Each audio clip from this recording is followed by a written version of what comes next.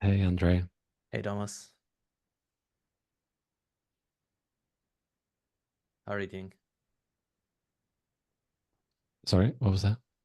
How are you doing? Oh yeah, pretty good. Can't complain. End of the day. Hey, Lena. Hi guys. Hello.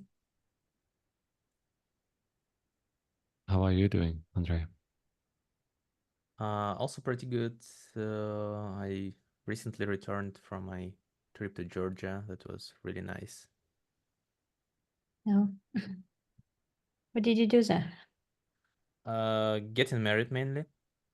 Oh, okay. Congratulations. Congratulations. How we miss it. Yeah, thanks.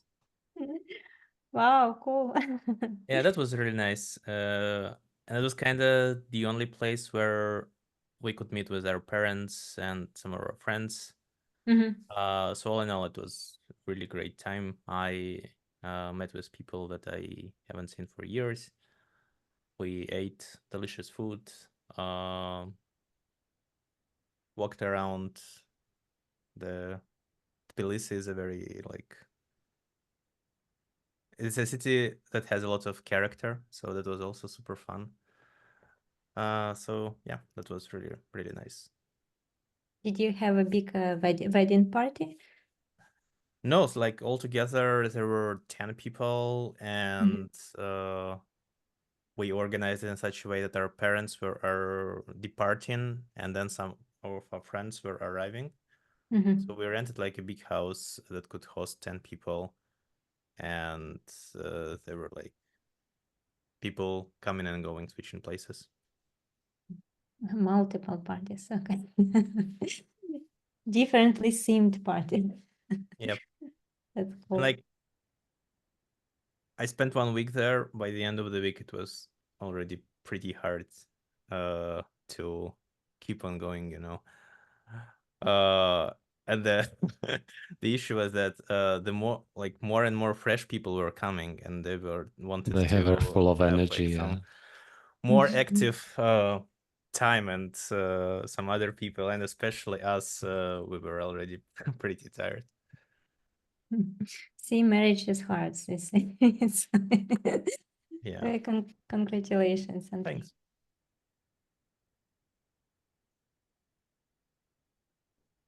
How are you doing, Lena? Myself, I'm also back from vacation and it's uh, hard, you know. I was like basing, tanning, drinking cocktails, and it's like different world. So you have to come back and like write that code and review magic quest. I don't know. I like it, but I probably like be on the beach more. I can relate. And it's a kind of the crisis after vacation. It's usually like that, like you just miss the vacation. But then when you come back for a couple of days, you're fine. Yeah. Thomas, how was your vacation? Did you tell already?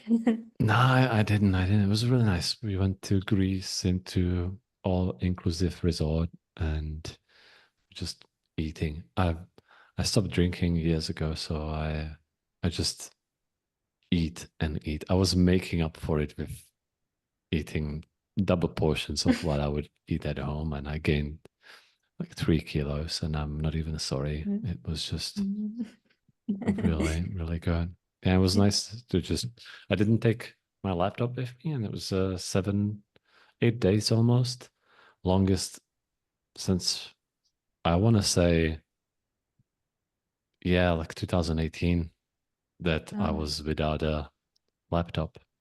It's I'm usually refreshing. glued to it. So it was good. I have to do it more often. I recommend it if you like open the laptop even on your off days, 7 days, it just you're ready to go back to redoing some merge quest. Mm. I All had right. this like sorry, No, just you go, like you one go. last We we one we have last plenty thing of that time. I opened this laptop on Tuesday and just like this, I'll just check quickly whether someone pinged me, and then you wrote a comment, and then I just feel like this head is spinning, but I have to reply and like write a comment, and then I said, why did I do it? Like why it was that important on vacation to answer it. So I decided like after that not to open the laptop. I mean like not to open GitLab and not to open Slack. I just like wait till Monday and it will like answer in work time. So Clever. Yeah. Good call. Yeah. All right. It's 3 of us. It's already recording. So it's probably going to be very short formal part of the catch up, and then I guess we can keep it going and maybe just like do a circle of complaining about what's bothering us about the code base. But I'm gonna, like, you see the document, I see that Andrei's in it. I can share my I'm not, but screen. I'll open.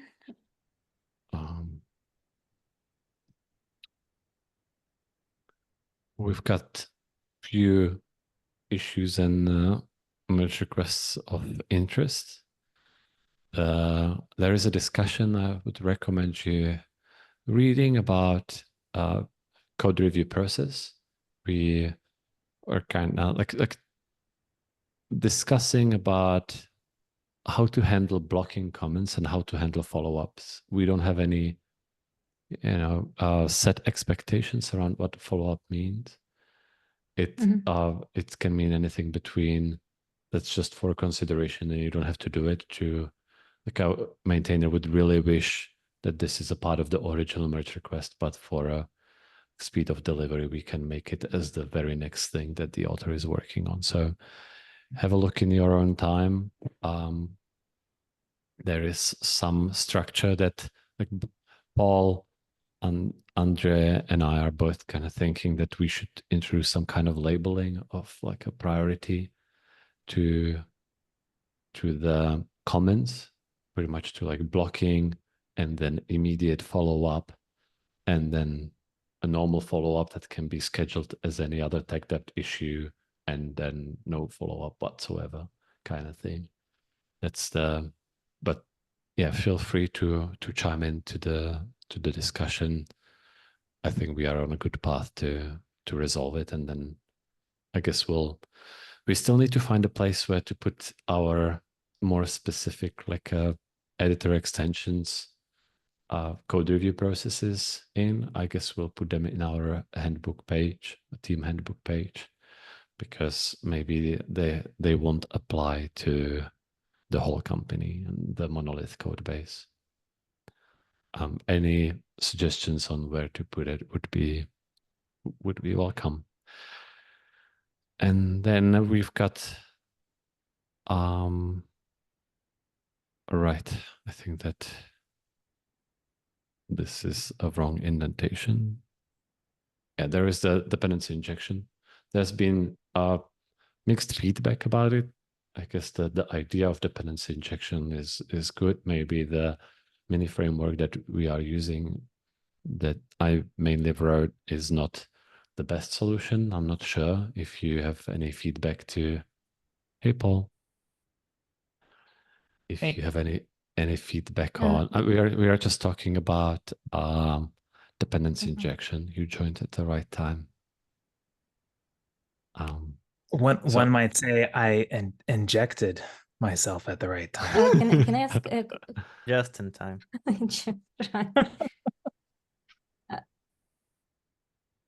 So my feedback about our homebrew dependency injection is actually I think it's pretty good for what it does for us. So it definitely achieves the goal. I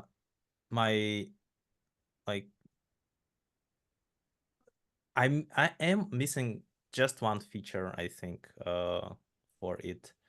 It would be great to be able to actually register an instance of a class in the container, so that, for example, when we require the injection of a certain type, this instance that we already created would have been injected. If we would have that we wouldn't need a lot of boilerplate that we currently do with the like this default implementation kind of class that I think we have a bunch of, and I had to write a couple myself. I think most of them could have been replaced with just like instantiate and instances of specific classes in like the bootstrap code and then register them in the container.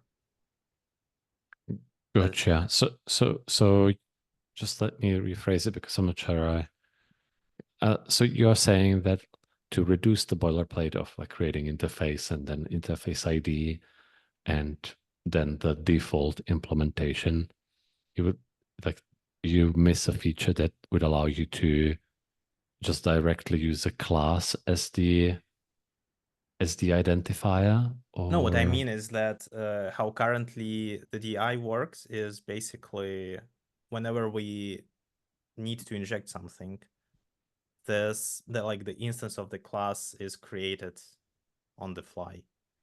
Mhm. And one of the reasons we have these default implementations, I feel, is that we want to configure instance of a class in a certain way. And that could have been done just by instantiating a class at the bootstrap and then commanding the DI framework, okay, inject this specific instance to where it's needed. That would also allow us to use kind of like shared instances across the consumers. I don't think we have any use cases for that as for now, and it's not necessarily a good thing to have. But yeah, this is something that I think would be great to have. We currently can work around that, but I think it leads us to create this like a lot of too specific classes that we could have avoided if we would Are be able you to are you instantiate. thinking something like this? Yeah, right, exactly. I think that you can like let me show you. We do have a function that lets you like register a class, like instance of a class already in the like. I'll make this a little bit larger. So that would Then be maybe we also missing some documentation. that's on my to-do list for sure. There is of course no extension here. Let's have a look at. It's called node main. Is it node index? Am I in the wrong? It's main TS should show. Sorry, just let me.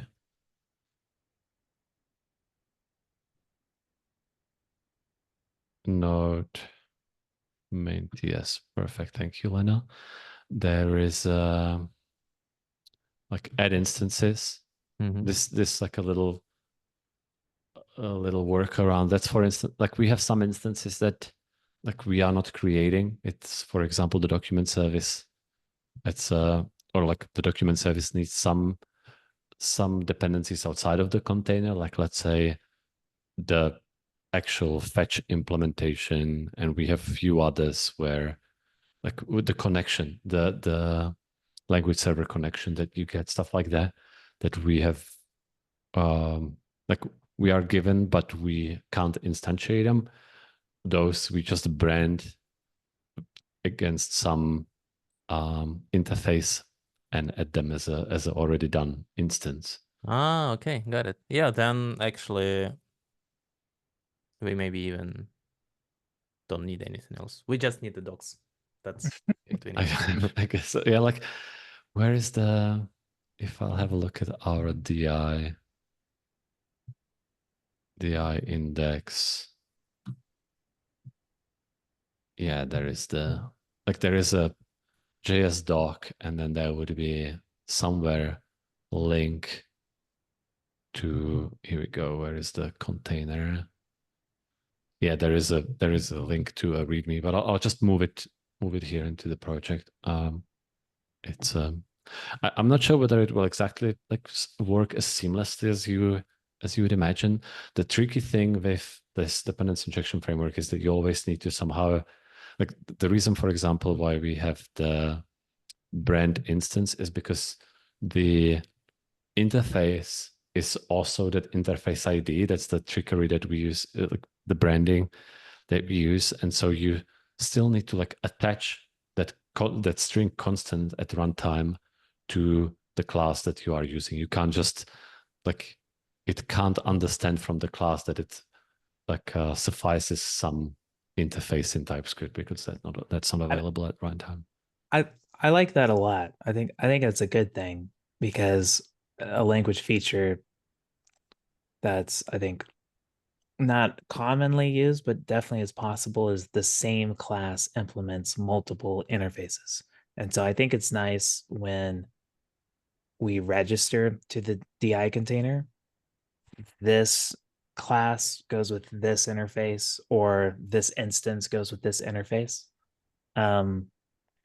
That's something I think I left on the issue, but that's like when we do container.instantiate, I'd almost like each one of those to be grouped by this is the interface and this is the singleton that we're registering with there or something like that. Yeah.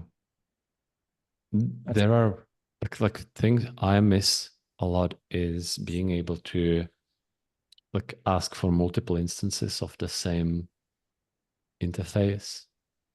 And I have no idea how to build it in. Like I'd appreciate any contributions to this. It's not that hard code to like the hardest and most ridiculous thing that this thing is doing is to the type trickery to make sure that when you put injectable annotation, then I'll show you what would be, let's say the API is a good one.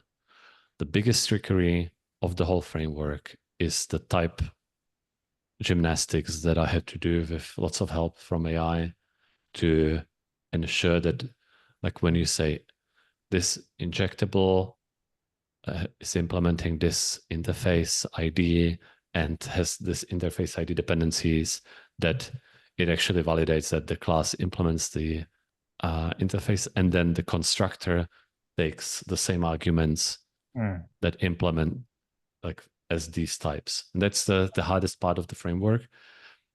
Also, if you haven't read, I've wrote a blog post about it. I can link it exactly how this is implemented. Nice. And then if you would want to go and add a feature where it can do the thing you want it to do, I'd be really, really happy with that. I don't think that we can get away without the like from the boilerplate. That's not, since you always need to create like the constant that's going to be available at runtime. It can't be just, maybe it can be just a class. What do I know? Like maybe there is something how we can change it. I'd be open to anything.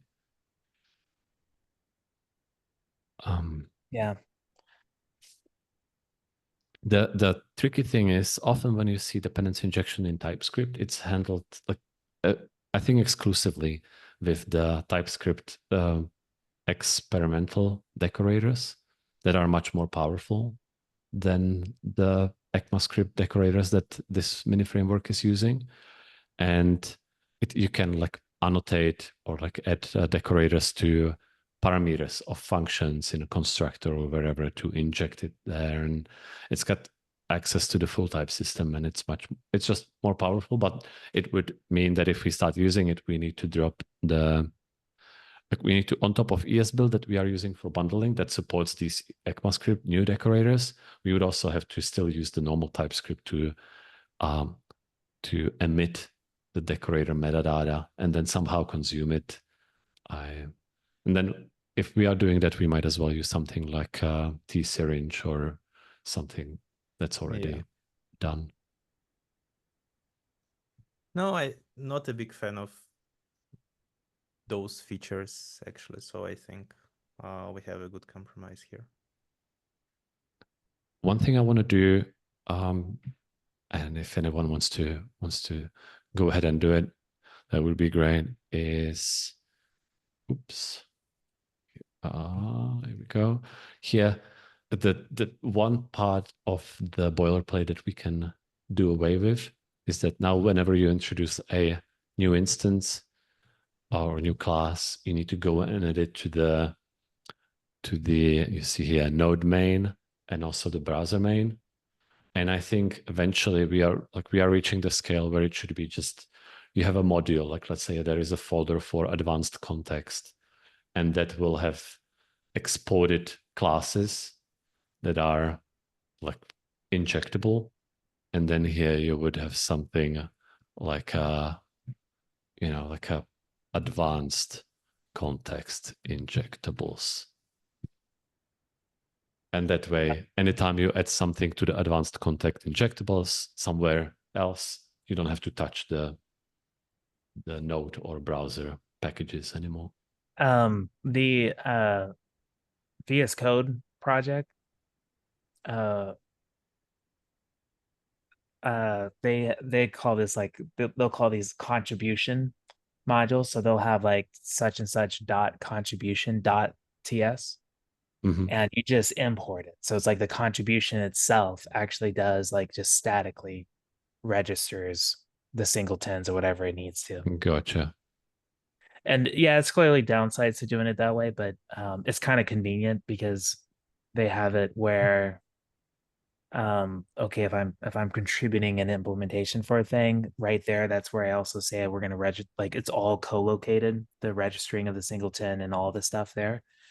And that could be I mean, I wouldn't say I highly recommend the VS Code project. I think maybe I definitely think I'm in a Stockholm syndrome with it, of like makes sense to me now. But yeah, I like the naming sounds good. Like it's probably good to use if somebody already named this like a collection of things that should be added to the dependency injection framework or container. If they are called contributions, we might as well yeah. do that. I think calling it contribution is helpful. It's the way VS Code does it is just a little different. Can I share my screen and show some 100%. differences that happen in the VS Code project?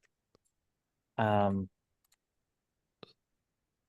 let me see if I can find one of these contribution ones. Oh yeah.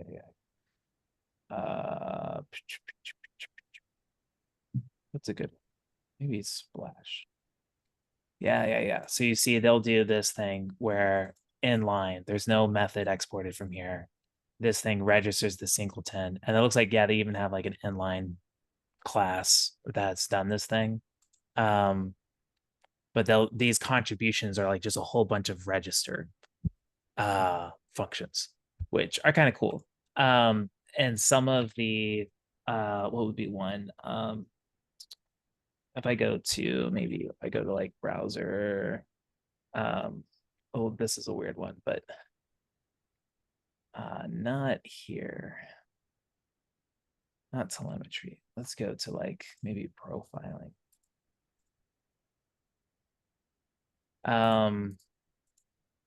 For some of them, you'll see the register of the singleton. You'll see it, or I should just be looking for register singleton. You'll see it alongside. Oh yeah, I guess they have something like this. So like you'll see it alongside in the same file that has the interface and the class with it. They have it all right here. So it's kind of not cool that some of this stuff has like these modules have side effects, but at the same time, it's also can be like super convenient having it co-located. So I'm not sure what we prefer, but here's just another approach for how these things work. The one of the things I really like, and this is a comment I left on the doc, there's a DI approach to like when we want to instantiate it, either like lazy or right away. And then there's also like control sometimes of like, do we want this to be a singleton, or is it just like every time you need one, go ahead and create a new one? Like there's controls of the life cycles sometimes that you can you can create and DI frameworks. But that kind of, starts to expand the scope of what we're doing. But I definitely at least I like this idea of eager or lazy loading the thing.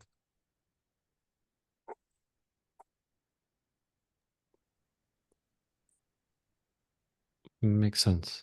I think that, like, without thinking about it too deeply, I guess I'd slightly prefer to explicitly mention the things that we are including into the container somewhere, as opposed to we just happen to import this file somewhere on our path and it did register itself, kind of thing.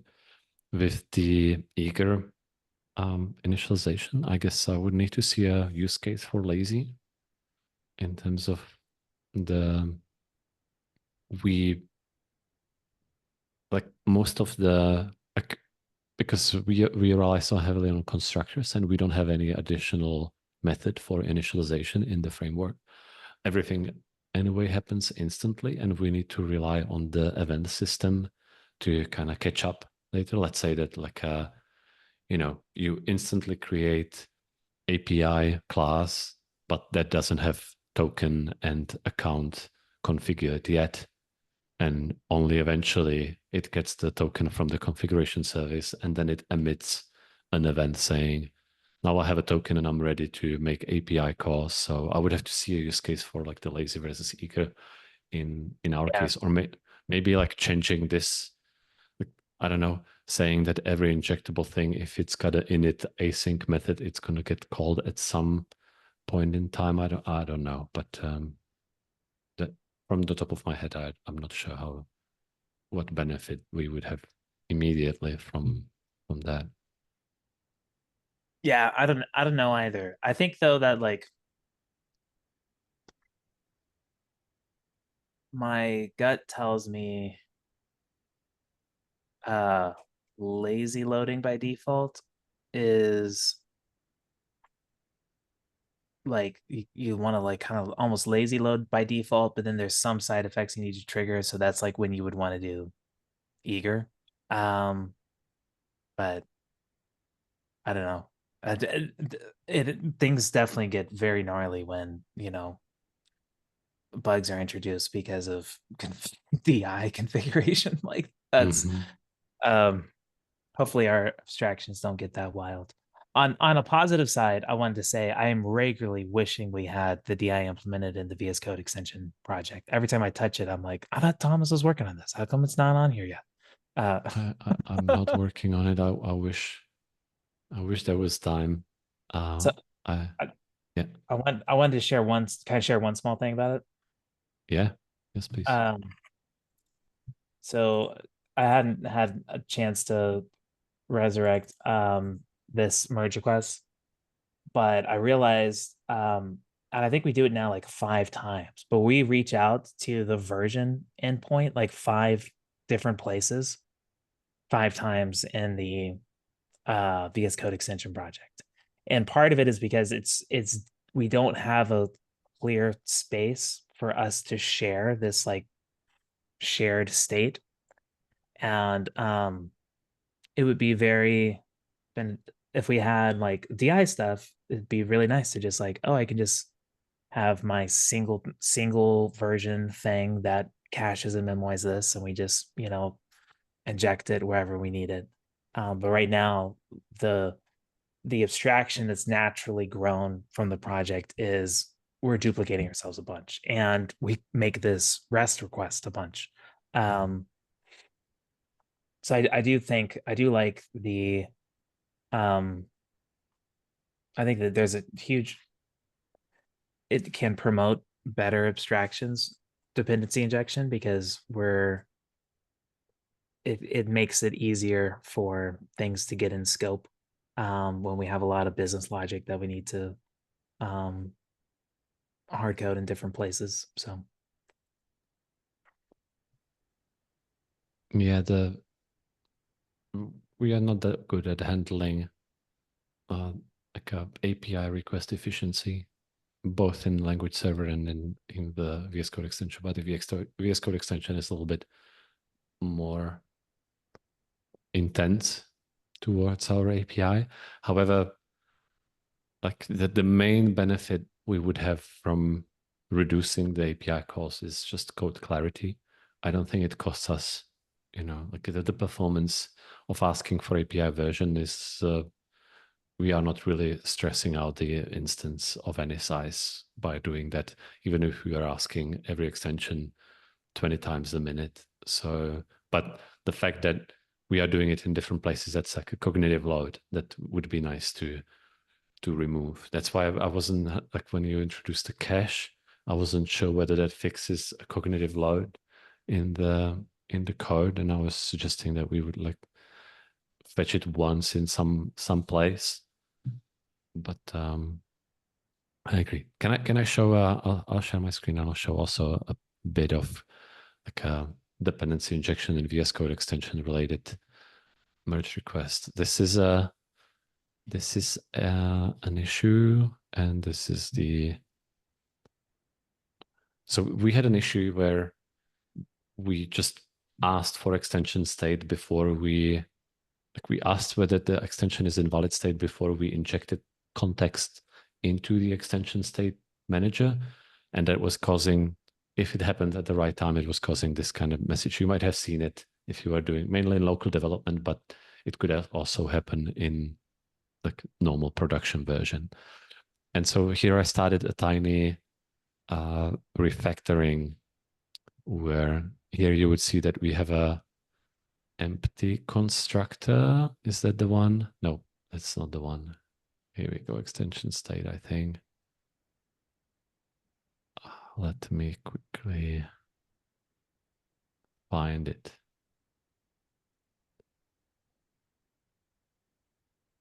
What I'm looking for is I changed the constructor parameter to be explicitly added from like to be explicitly added. I think it might be extension state init. Let me. I'm now a little bit. Should have prepared better for this. I'll just constructor. I guess this is going to be the part. Yeah, this is going to be, yeah. Okay, awesome. This is it. So we have a issuable data provider. If you know what it is, that's the thing that provides us here in VS Code extension. We would have this issues assigned to me and whatnot. That's issuable, and merge request, that's issuable data provider that's doing it. And that needs extension state to know whether it's in valid state or not. And before this merge request, we were just injecting the singleton. We just asked for it here. That's the singleton. And then in constructor, we didn't need it. We just used it straight away because it was a singleton. And so this change is to explicitly say, this class needs extension state. And even though it doesn't really prevent the issue of the extension state not being initialized, it at least is tiny bit more explicit. And if we start doing it with every singleton riddled class that we encounter in the extension, eventually we'll just be injecting all the dependencies in the constructors, which will lends itself really nicely to replacing it with DI. Sorry for the monologue. We had a. I think it's a great, and I think it's a great call, because I think even sometimes you end up with really long constructors, but it's helpful at what you were saying too, just making it very clear what a unit depends on, rather than reaching out for those dependencies inside of methods and things like that. I like it when it's inside of constructors. I think the intermediate pain of this is that if you are using singleton like extension state or account service or something similar really deep in the call stack or in the dependency hierarchy, now it's hidden and you don't have to pass it through 3 layers or 4 layers of class creation. And as we are moving towards DI but don't have DI ready yet, we will have to pass the account service down through so many layers, whilst now you can just reach for it because it's singleton. So that's the intermediate pain that we'll experience with the migration if we attempt it. Should we so choose to accept the DI migration in VS Code extension, that's the pain. And I completely butchered the what is called not Maverick, not Top Gun, the other Tom Cruise movie. The mission, should you choose to accept it? Mission Impossible. Mission Yes. Impossible. Yeah, I butchered it so much that nobody even realized that that's the reference. Anyway. This mission will self-destruct. The extension's going to self-destruct if we don't migrate it to DI. This is true. Yeah. Right. Elwin was suggesting, or creating an issue to discuss whether we should use array type or type square brackets as and whether we should lint for it. I am really he raised some good points about why should array have a different syntax from everything else. But it's just the amount of characters you save, it's 5 characters, and you do it so often. So I don't know. Share your opinions on the issue if you have any. I don't know whether maybe I just have as Paul says, Stockholm syndrome for square brackets, but that's just what I used to. Are they equivalent? Are they technically a little different? It's identical. The type is when you type in array less than t more than, it actually, when you hover over it to type somewhere else, it shows you the square brackets of type. It's identical. Yeah, I feel like it's too late. I don't want to migrate everything over, because I think on the Web ID project we're already lint for using the square brackets. Yeah, then we should just copy the rule over. I'm also used to all the other projects that I ever touch in TypeScript. I don't remember seeing the array syntax, so it's a little bit of I'm just used to reading it that way. Yeah, I understand though the C-based sentiment of, hey, this is an array object, and we treat it this way. But thanks for bringing it up. I'll leave a comment here. All right, and then the last thing, we had few votes in the voting results. Thank you, Lena and Tristan, for voting. And this is what we came up with. It's the most voted.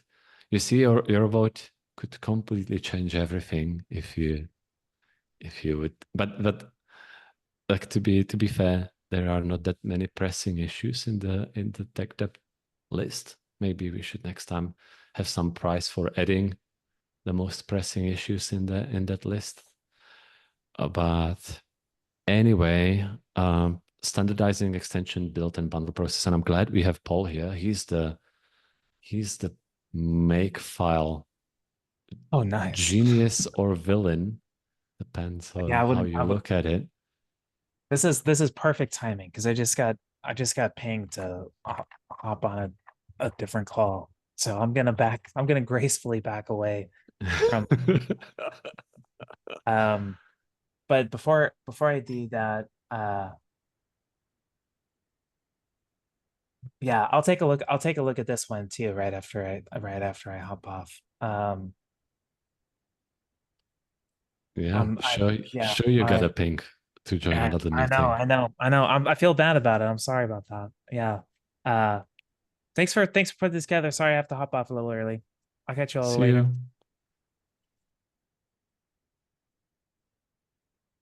Yeah, that was a timely exit. If like Andrea and Lena, I don't know if you know, but the web IDE is fully built by Makefiles, and so that's people usually really like them or really hate them. So that's why I was saying that Paul might be a genius or a villain for having written the whole build system in Makefiles. I'm not sure whether I would want to replicate that. Sorry, Paul, if you're watching the recording. I think that they have the Makefiles are quite tough. Like they have a learning curve that people who haven't written any C code or just haven't encountered Makefiles much, it's pretty much you would fully rely on AI to explain that Makefile to you and to change it. So maybe we can choose something else. But if you've seen the extension build process, it's can't say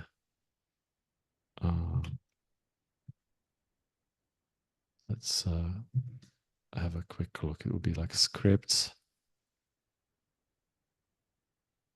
and then desktop jobs, and we have these bunch of functions that are just calling other commands, deleting files, copying files. And if you introduce a different type of web view, or you need some file copied somewhere, you spend some time looking through this code, finding that one line where you need to add another command to copy something, and then you do. The biggest drawback of this is that it's like the structure is not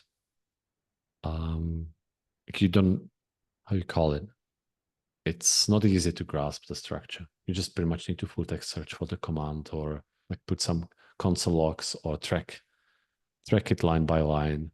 It's not as obvious. Makefile is, in my opinion, better than this, but probably not the best option. Have you encountered these scripts? Had to change them? Had to look through them? I actually had a few occasions. First, when I was introducing the linter, because there were some linting warnings there.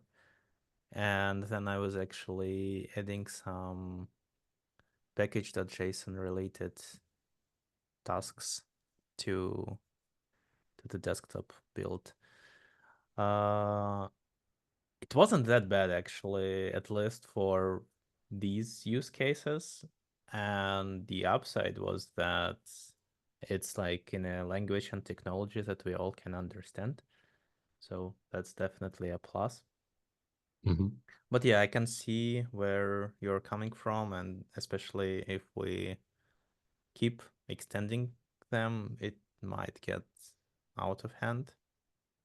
So maybe we need some like more standardized build orchestration where it's just like some parts of the build scripts could be still implemented in JavaScript or whatnot, but the orchestration would be handled by a specialized tool.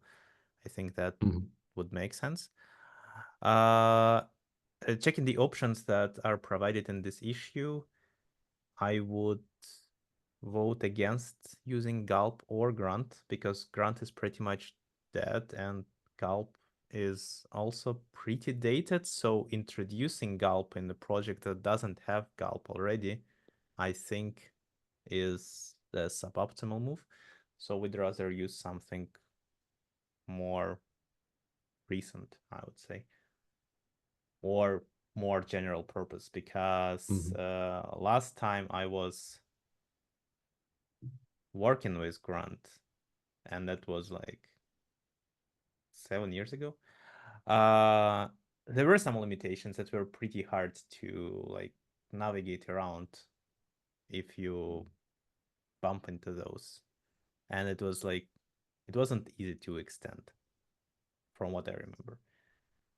I'm not sure if the project is currently maintained. Maybe they are still maintained, and then something changed in the 7 years. I changed it when I was I checked it when I created the issue. Gulp is still actively maintained. Nice. But I 100% agree. I don't have a single positive experience of coming to a Gulp or Grunt project and thinking like, oh, this is really easy to navigate. I see like it's really intuitive. Maybe I'm just like, I didn't climb the initial steep learning curve to like see the order in the chaos, but that's No. so the thing that like I you raised a really good point, Andre, about maybe the JavaScript is not that bad. Like it's probably better than Makefiles in the sense that we all know it. Maybe this result of this spike could be that we just refactor the current scripts to give them a little bit more, maybe better naming of the functions, maybe put all of them in one file or two files to just make it easier searchable. Because for example, now I a little bit struggle there is there are desktop jobs now. Yep. There, And I this think is in utils. packages. You have utils desktop jobs, and that's where everything is. That's in utils desktop jobs. And then here you have build desktop. I would expect that this will have most of the scripts and for building the desktop, what it's calling over to the utils desktop. Just so there is one level of indirection that always trips me up. Maybe refactoring this would be enough. Like I wish, what I really like about the make files is that they are kind of declarative, at least partially. I really like that about in build systems. Like I don't know if you've done Java before, but the difference between Ant and Maven that was revolutionary in the Java. I probably talk like a dinosaur because I left the Java world in 10 years ago, but same thing I would imagine that would be really nice in our project. But the drawback of having the declarative approach, at least in our case, when you say just I want to have this file here and that's how you get the file, and if the file is already there, don't run the tasks. That's what Makefile or Make is doing roughly. The drawback of it is that it's really hard with our watch tasks that are they don't work that way. I think that Paul solves it in a way that as soon as you change a file in the web IDE, you just like rerun the make task, but that is a little bit inefficient compared to running like ES build watch. That's much, much faster than running the whole build. So I don't know. I'm just rambling. Don't have an answer. But this is one of our issues. I guess since it was the most voted issue, I'm gonna then ask if we could get the editor extensions, if we can get some time to address it in the next milestone, in the 17.6.